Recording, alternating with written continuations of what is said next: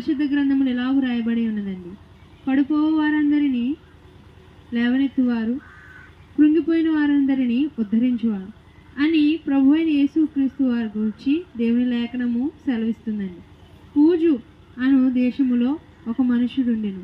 అతని పేరు యోబు అండి. అతడు బహు ధనవంతుడు, దేవుని యందు భయభక్తులు కలిగిన వ్యక్తి. కానీ అతనికి బహు శ్రమలు ఒక దినమునందే సంభవించి ఉన్నవండి. అతని ఆస్తి కోల్పోయి ఉన్నాడు, అలాగునే తన పిల్లలను కూడా కోల్పోయి ఉన్నాడు. అటువంటి కఠినమైన పరిస్థితుల్లో యోబు కృంగిపోలేదు, ఏ ఆత్మహత్య ప్రయత్నము చేసుకోలేదండి. దేవుని యందు భయభక్తులు కలిగి ఆయన చేయు కార్యముల కొరకు వేచి చూచి ఉన్నాడు. దేవుడు యోబును జ్ఞాపకము చేసుకుని మరలా రెండంతల దీవెనలు అతడికి దయచేసి ఉన్నాడండి. ఈ రోజున నీవు ఎంత కఠినమైన పరిస్థితుల్లో ఉన్నా కానీ, ఎంత కృంగిపోయే